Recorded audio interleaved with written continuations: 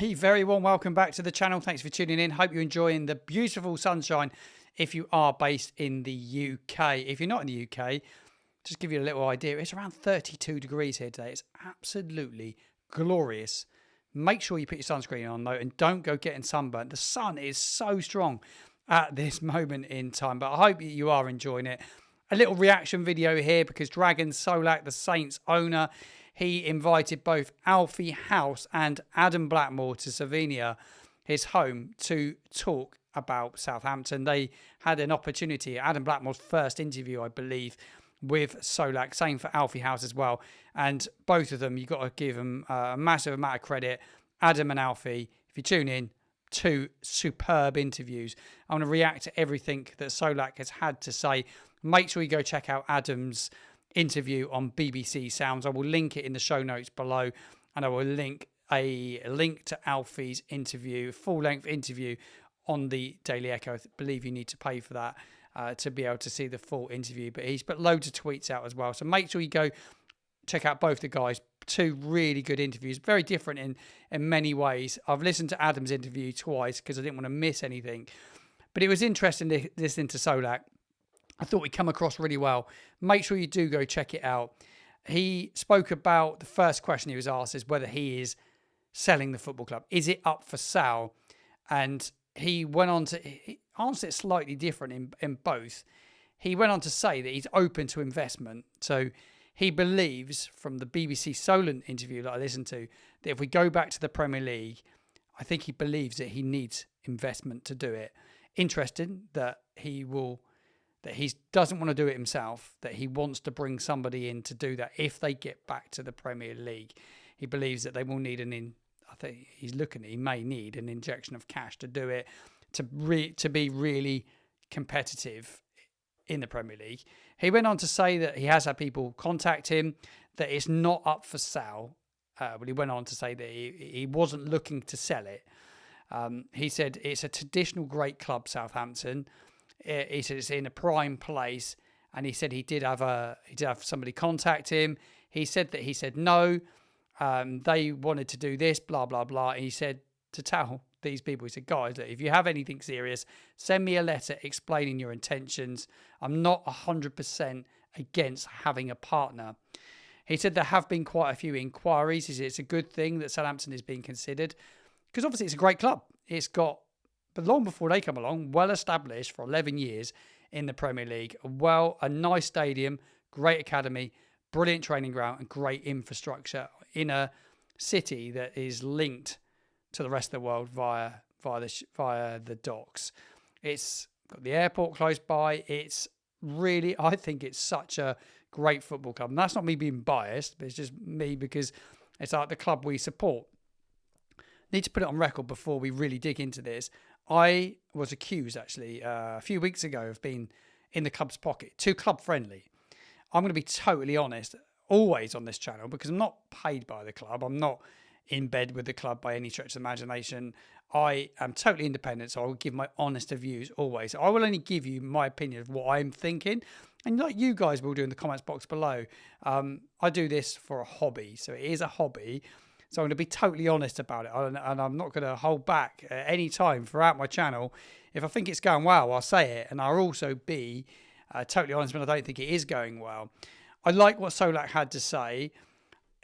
Look, we always have to remember when Sport Republic come into the football club, 22-23 season ended 11 consecutive years in the Premier League, and both seasons that they have had a full season in charge of the club, we finished bottom both times. You know, the second time round, this season just gone, the worst ever. But for me, they still made the same mistakes at the start of this Premier League campaign. When it comes to recruitment, when you look at recruitment in the summer for this season just gone was terrible, but they didn't learn the lessons from the one before, which is a little bit concerning for me. He is obviously getting the right people in place now, but we still made a lot of mistakes going into this season. We'll dig into what he had to say about the start of this season. He said that he's got involved a bit later, but he does take full responsibility for what's gone wrong since they've invested in the club. He said he has faith in both Henrik and Rasmus Ankersen. He said they weren't meant to make mistakes or do something wrong, but they have, haven't they? Let's be quite honest. He's gone from being the investor, hasn't he, Dragan, to being the chairman of the club and making big decisions. He is working really, really closely with Phil Parsons, Jonas Spors, Bitcom, who he said that he speaks to almost every day in the interview that he gave with Alfie. He said that Rasmus is working more with the Turkish club at the moment, Kasopi, how to pronounce it. It's more time there, and a lot of Saints fans were pleased about that. But he did go on in this interview, and he did say that Rasmus is still involved in the transfers. Like when it comes to dealing with agents, he said he's involved, and he bounces it off of him, and he wants his opinion because he trusts him, and he clearly still does trust him. He said he's his personal advisor on transfer windows because he has the knowledge and structure for negotiations, contracts, and everything is valuable. But Jonas Spors is hunting players. He is in charge. And I think he goes to them and it all gets signed off. How that process works, we don't really know. But interesting that Rasmus Ankersen's still involved in the transfer because a lot of people believe that he wasn't, but he is. Reading into this. He loves the supporters, said Solak. And absolutely right. He went on and said that the love for the club, he said that the fans have been immense. And I think he's absolutely right in saying that. I think they have been absolutely brilliant. I thought the good point that I've brought up a lot on my channel, he spoke about Jason, and I've criticised him a lot about Jason Wilcox. Unfortunately, we didn't replace him, and it was a huge blow. Clearly obvious. Well, why wasn't he replaced? Now we come back to that last summer. That he should have been replaced. Wilcox. I always said that. Didn't replace him was a huge blow. He said, and he did swear when he mentioned Man United. They come and stole him. Didn't replace him quick enough. Big mistake. He said, "I'd take my part in it," said Solak. And we went into the Premier League a bit unprepared. And it shouldn't have happened, though, should it? Really, let's be quite honest. It shouldn't have happened because, like I said, about the lessons learned from the year before. Russell Martin, he spoke about him. Believed he was a little cocky.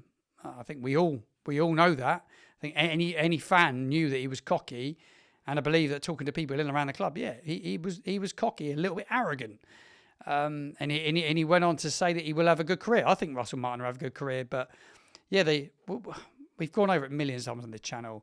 I agree with what he said, but how did they allow it to happen? That's the big question. But they can't allow these mistakes to happen again and again. And I always come back to that. You cannot keep making the same mistakes. He said we lost a lot of games to stupid mistakes. Yeah, we did. He also spoke about VAR. The club has, throughout the season there was people in around the club felt disappointed with some of the VAR decisions. I think we all did as fans as well.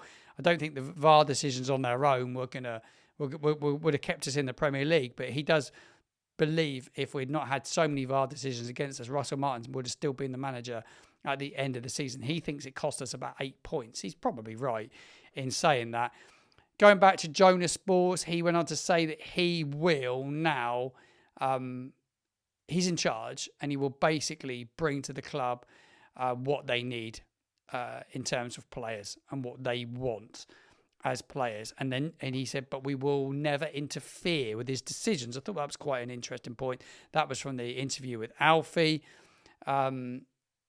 But there's money available. That's a big point to come out of this interview. There is money available before we sell players.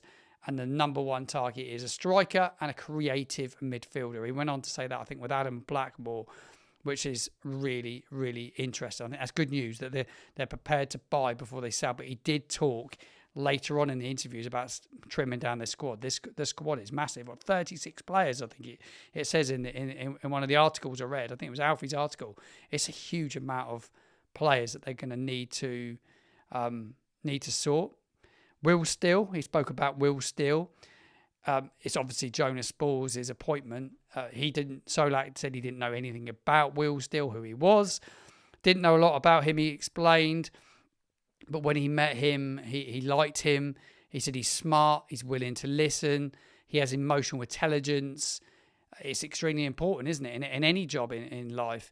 And he said that, it's extremely important because he's going to have to manage 20 plus different characters who are difficult to manage, talking about the players. And he said the second thing that he liked after only about Russell Martin and even Jurek, that they were so set in their ways, weren't they, both of those? But he believes that still won't be like that. He's going to adapt. He's going to be prepared to tweak how he goes about business and the way that he plays football. I think that is a big reason why he's got the job. Will still. 33 players, like Alfie said in his article, that are going to need to be sorted out. Obviously, we've signed one player already. It was the defender Kwasi. He's come in, and they need to trim the squad down, said Solak, to 25 to 26 players. So there's a lot of work to be done to do that.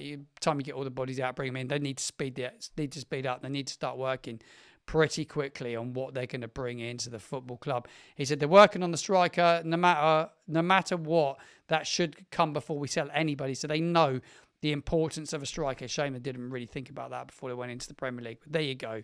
But they are working on getting a striker in. I think that is great news. He also went on to talk about the infrastructure. He said he doesn't really like talking about plans too much until they're sort of like until they're happening. He's involved in a big project. I think he spoke with Adam Blackmore about. He didn't give too much away on it, but he said he was excited about the project he's working on. I think all in all, 2 really good interviews. Like, he's really got his heart's in the right place. I hope they don't make the same mistakes again. Spurs is big to that not happening.